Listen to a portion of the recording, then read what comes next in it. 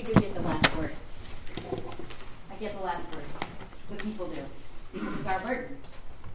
And that's why we get the last word. And it's a burden I embrace.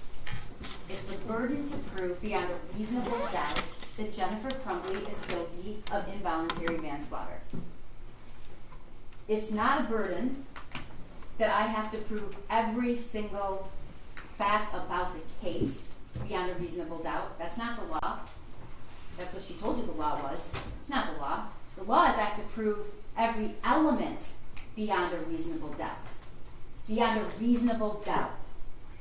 Not any doubt. Beyond a reasonable doubt. The defense gets to decide how they present their case. They get to decide that. She gets to stand up and say what she said. But your job is to listen to the facts of the case. Your job is to listen to what the judge tells you the law is.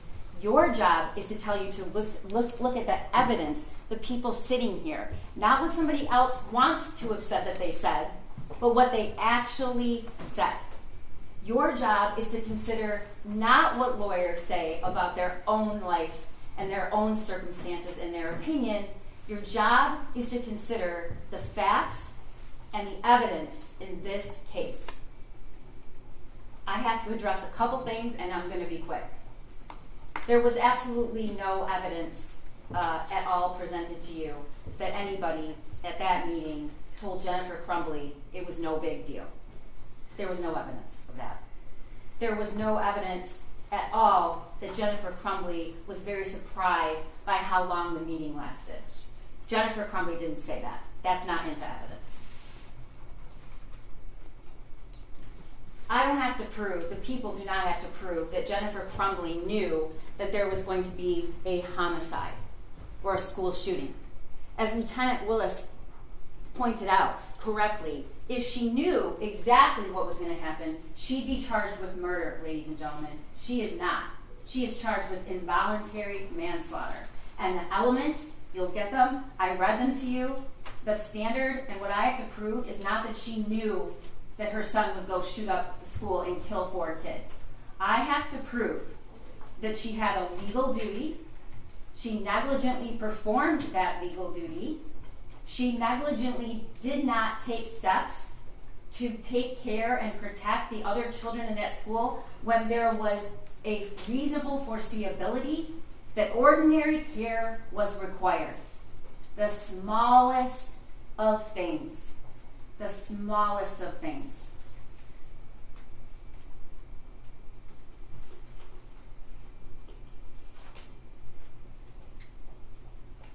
I apologize to the law enforcement in this room and any listening that I have to stand here and to defend their integrity. But I do.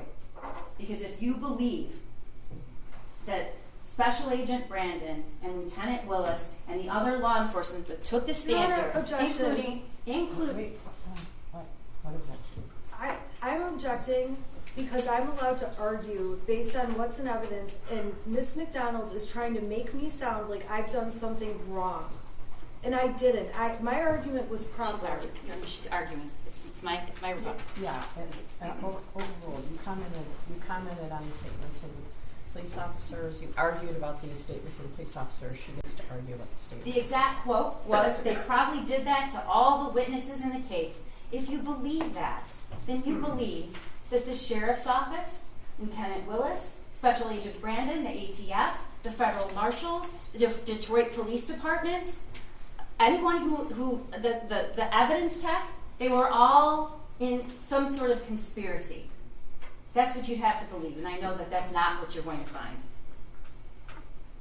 Look at the evidence, apply the law, and decide what the truth is.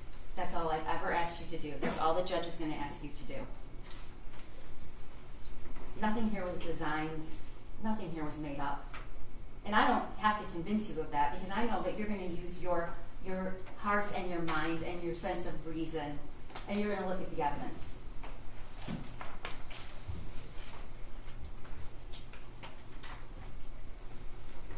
The first statement Jennifer Crumbley makes about this gun, her son's gun, was at the substation after the shooting, And this is what she said. It was hidden. It was hidden. That's what she said. It was hidden, ammunition separately. It was hidden in a dresser. It was hidden. That's all she said about it.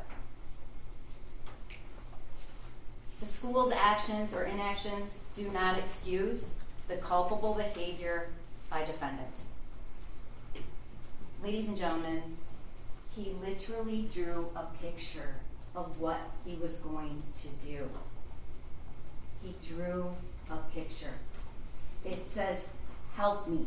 It has the drawing of the gun that she bought him, posted, and bragged about. Blood everywhere. The thoughts won't stop. The world is dead. He drew her a picture. Pretty egregious and unique circumstances. And in fact, it is absolutely not true that we have to worry that we'll all be sitting here. We agree on one thing. Her testimony is evidence. Jennifer Crumbley's testimony is evidence, and you should consider it. And when you consider it, I'm confident that you will agree it is not consistent at all. It wasn't even consistent from her direct examination to her cross-examination. She acknowledged, sitting here, when Mr. Keys asked her about, "Where's this phone? You said you took the phone." You heard what she said. "We took his gun away.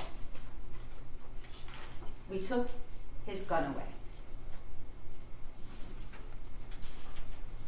I don't have to prove flight beyond a reasonable doubt. I already told you that. You can infer consciousness of mind. And what does that mean? You run, you delete text messages, and you lie because you know she knew she did something wrong. The question about why Jennifer Crumbley didn't take one of these small actions, secure the gun, find out where the gun is, it looms large in this courtroom. There is no one it looms larger for than the victims and the family members of those kids who were killed on that day. We don't have to prove why. But remember what she said. "I wouldn't change a thing." Just hours ago, she said, "I wouldn't change a thing."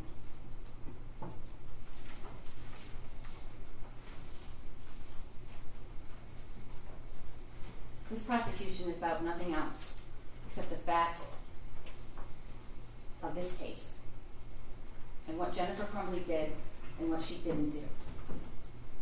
If only I could look at the faces of these parents who are dealing with unspeakable darkness and grief. If only I could make that better. I could appease them, as defense counsel suggests, by charging Jennifer Crumbley. These are the parents of Hannah St. Juliana. These are the parents of Madison Baldwin. These are the parents of Tate Meir. These are the parents of Justin Schilling. And not just their parents. They are mothers and they are fathers and they are sisters and their brothers. And do not think for 1 second that this prosecution takes any of that pain away, because it doesn't. This isn't an effort to appease anybody. Your verdict means one thing. It means Jennifer Crumbley is guilty of 4 counts of involuntary manslaughter beyond a reasonable doubt. And I am not going to stand here and tell you that that's going to take away this pain that these families feel, because it will not. I won't stand here and say that the pain will be gone from Molly Darnell, or Christy Gibson Marshall, or Special Agent Brandon, who ran out of that office so quickly that his chair was spinning, or Ed Rogrowski, who viewed the surveillance video to identify the path of the shooter, and it was burned in his brain forever. Or for Lieutenant Tim Willis, who answered the call to lead, and maybe the biggest ask of his entire career, but one he did not back away from. don't render this verdict for the hundreds of kids in that school. It will not appease them. Nothing will. But you are now called upon. You are called upon. You are called upon to do your part as jurors, to keep the oath that you took to be fair, to be honest, to be impartial. You are the ultimate fact finder. But what happened that day? You are the ultimate fact finder of the truth. We have met our burden. We have proven beyond a reasonable doubt that Jennifer Crumbley is guilty of 4 counts of involuntary manslaughter for failing to exercise ordinary care when the smallest, tragically simple thing could have prevented it. It could have saved Hannah.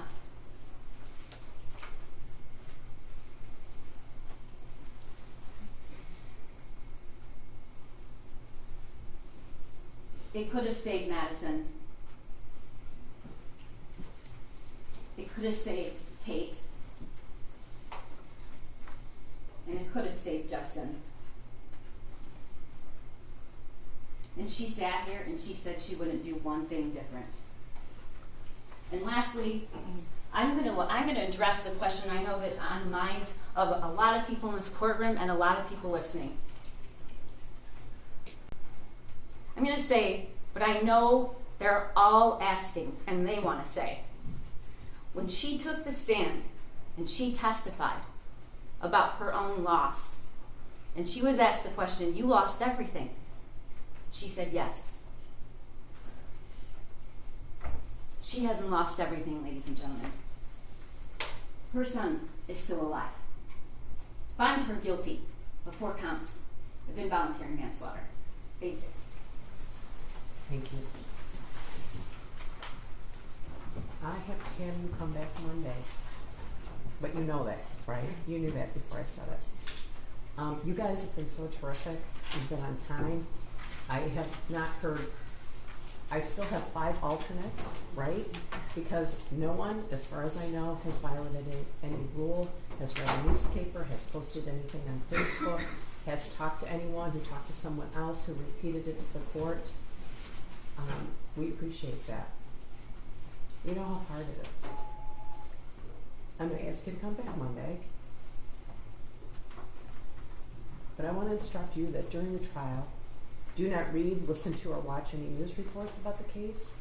Under the law, the evidence you consider to decide the case must meet certain standards. For example, witnesses must swear to tell the truth. The lawyers must be able to cross-examine them. Because news reports do not have to meet these standards, they could give you incorrect or misleading information that might unfairly favor one side. So to be fair to both sides, you must follow this instruction. Do not go on social media. Do not post on Facebook. Do not read Facebook. Do not do research. Do not discuss the case with anyone. I'm going to ask you to come back on Monday. You'll all come into the courtroom. Can you come back at 9 o'clock on Monday?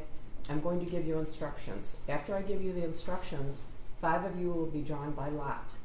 But you will still be sequestered in a separate jury room. So you will still be required to be here. All right, do you have any questions about the schedule? Did you all order lunch for Monday? All right. No questions about the schedule. We have come this far. Please follow my instructions. It's very important to both sides. We appreciate you. Have a good weekend and stay healthy.